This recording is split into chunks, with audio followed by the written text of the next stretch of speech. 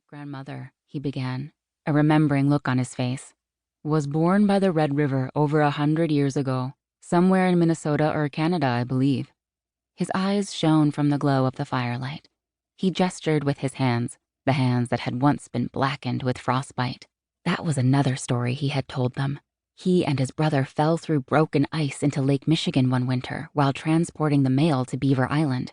Both Grand-père and Uncle Olivier had lived to tell the tale, even though everyone had given them up for lost.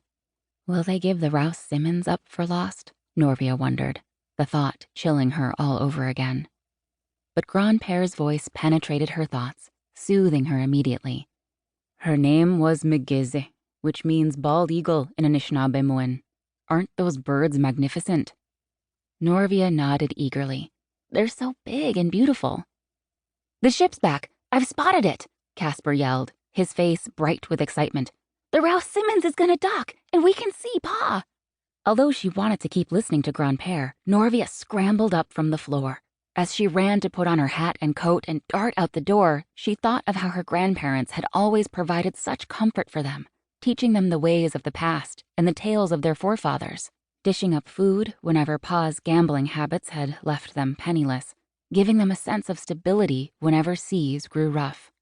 But she could not wait to rush into her father's arms. Reunions with him were always sweet, and she'd had this one planned ever since he sailed off to deliver tanbark to Milwaukee. She would tell him all the little tidbits of news from his absence, like the Macaulay's new baby and the Republican rally. She would pass along an amusing joke that would make him laugh, and, most important, she would somehow make sure that he and Ma were happy together. Norvia and her siblings waited at the bottom of the path leading to the house, watching the harbor and the docking ship for what felt like hours.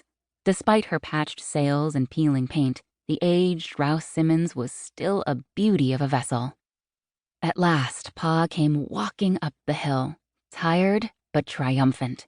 Norvia ran to him and hugged him, delighting in all his familiarity, in that same old scent of tobacco. He kissed the top of her head and murmured, Min dotter, have I not missed you? Then he swung Dicta onto his shoulders, tousled Casper's hair, and clapped Herman's and Elton's backs. You all look well and good, he said. Papa, I learned to write my full name, Dicta squealed. My smart little girl. Pa, what took you so long? Asked Casper breathlessly. Storms slowed us down, said Pa, dismissing the subject. Too many winds from the Manitou Islands. Where is your mother? Inside, said Herman flatly. His tone added, not out here, waiting, that's for sure. They walked back to the house with a strange, slow expectancy.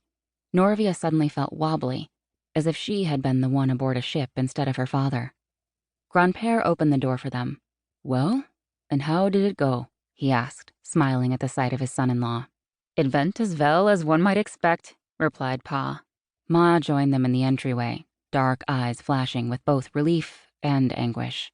And Norvia understood that Pa's return would not be enough to overcome the torment he had put his wife through once again.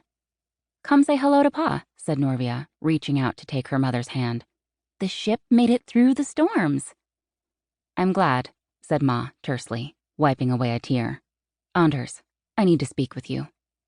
Norvia made one last desperate effort. She hated to do it. She hated making herself the center of attention, but it was necessary. She sprang toward the fireplace and pulled up 2 empty chairs alongside Grand-père's rocker.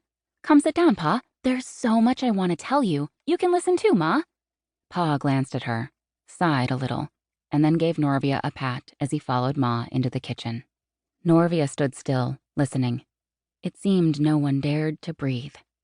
Then the conversation began, and Norvia could hear the tension in their voices, as if they were already nearing an explosion.